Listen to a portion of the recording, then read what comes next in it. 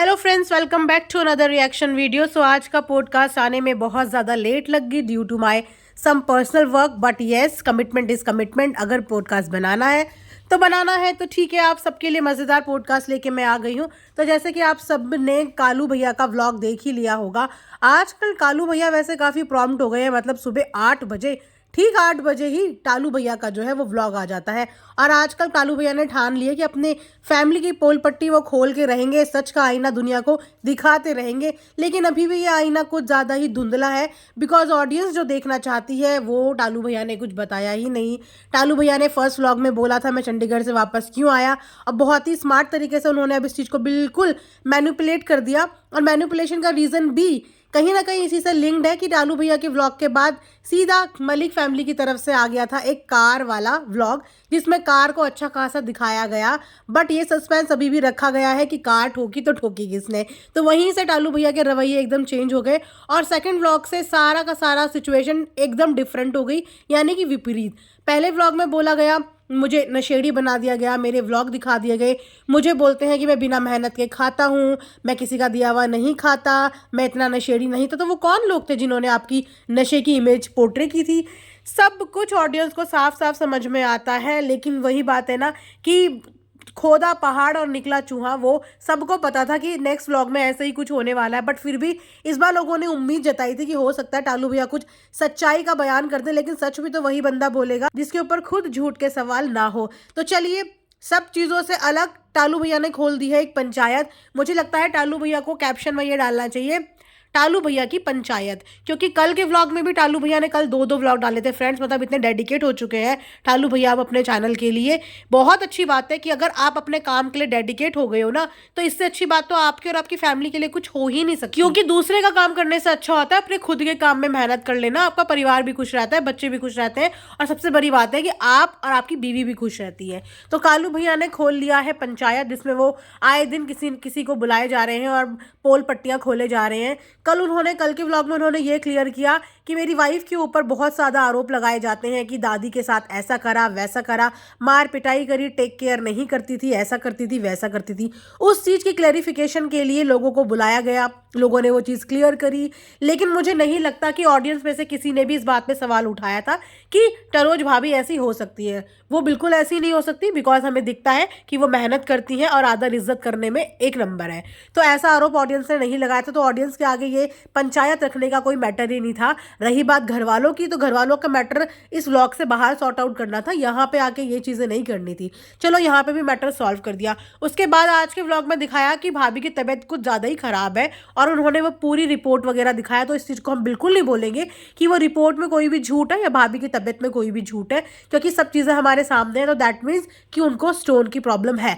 लेकिन मेरा main concern यही है कि आज के ज़माने के होके भी आप लोग ऐसे किसी भी पुड़िया में कैसे बिलीव कर सकते हो कि कोई भी पुड़िया एक खुराक खाते ही आपका पथरी का प्रॉब्लम सॉल्व कर दे। अगर पूरे वर्ल्ड में ऐसी कोई पुड़िया हो तो फिर तो कोई डॉक्टर्स के पास जाए ही ना, कोई भी ट्रीटमेंट के लिए इतने लंबे लंबे दवाइयाँ खाए ही ना, कोई अपने ऑपरेशन कराए ही ना। तो प्लीज़ ऐसी दकियानूसी बातों पे बिलीव मत करें, फालतू की चीज़ें खिला के उनकी तबीयत और ज़्यादा ख़राब ना करें। आपके ऊपर 3 बच्चों की जिम्मेदारी है। एज के साथ साथ एनवायरमेंटल फैक्टर के साथ साथ बहुत सारी चीज़ें बॉडी में चेंजेस आते हैं, और ये अब वो ज़माना नहीं रहा कि किसी ने कोई पुड़िया खिलाई और उस पुड़िया का जादू चल गया और इंसान की बीमारी कट गई। हाँ, थोड़े टाइम के लिए वो चीज़ दबती है, लेकिन ख़त्म नहीं होती है। तो इसके लिए आपको डॉक्टरी इलाज कराना सबसे ज़्यादा ज़रूरी है। आप उनको डॉक्टर से प्रॉपर ट्रीटमेंट करवाइए, और प्लीज़ इस तरीके की किसी भी पुड़िया का प्रचार मत कीजिए। लोगों को गलत मैसेज जाता है, लोग इन्फ्लुएंस होते हैं, क्योंकि आपने खुद भी अभी इस चीज़ का ट्राई नहीं किया है। जब आपने खुद इस चीज़ का ट्राई अभी नहीं किया है, तो दूसरों को ना तो उस पुड़िया के बारे में बताओ, ना आपने वो कहाँ से लिया है ये बताओ, जब तक आपको खुद रिजल्ट्स नहीं मिल जाते। अपने ऊपर आपने रिस्क ले लिया, मैं तो इस चीज़ के लिए भी मना करूंगी कि अपने ऊपर ऐसा कोई रिस्क नहीं लेना चाहिए।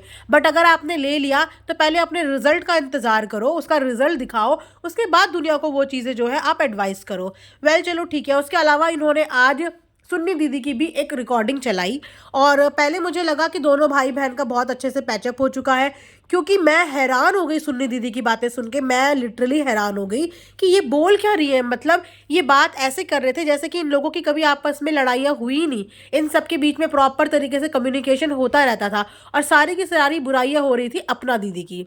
अपना दीदी की, वो भी कौन कर रही थी, सुन्नी दीदी कर रही थी, उनकी बोली हुई हर बात को किस तरीके से बता रही थी। तो मुझे बड़ी हैरानी हुई, मुझे लगा ओहो, लगता है इन दोनों का पैचअप हो गया। लेकिन वहाँ पे टालू भैया ने एक बात और बोली कि मैं माफ़ी मांग लूंगा, मुझे माफ़ी मांगने में कुछ नहीं है, लेकिन सामने वाला सीधे मुंह बात तो करे। इसका मतलब कि अपना दीदी ठीक से बात नहीं करती है और इन लोगों के आपस में इतनी दूरियां आ चुकी हैं, क्योंकि उन्होंने तो साफ साफ शब्दों में यही बोला था अपने इंटरव्यू में कि मैं इनका मरते दम तक भी शक्ल नहीं देखूंगी। तो मतलब उनके दिल से तो ये उतर चुके हैं।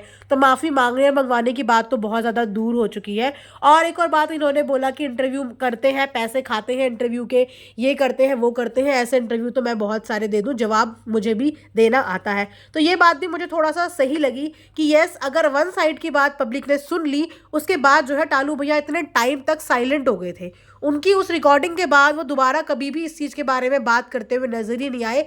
लेकिन बात करनी बहुत ज़्यादा ज़रूरी थी। या तो इस चीज़ को बोलते कि हाँ, मैंने जो जो बात उस वीडियो में बोली वो बात बिल्कुल सच है, या ये बोलते कि नहीं वो बात सच नहीं थी, मैंने गुस्से में आके बोला। लेकिन उन्होंने अपना साइड बताया ही नहीं। उस समय से हम कई बार अपना दीदी का इंटरव्यू सुन चुके हैं, कई बार रिपीटेटिव मोड पे ये बात सुन चुके हैं कि उनको यस बुरा लगा है, उनको हर्ट हुआ है। बट ये बात भी है कि दूसरे बंदे का पॉइंट ऑफ व्यू जानना भी बहुत ज़्यादा ज़रूरी है कि इन सब चीज़ों के पीछे रीज़न क्या था, बातें क्या थी, क्यों ऐसा हुआ।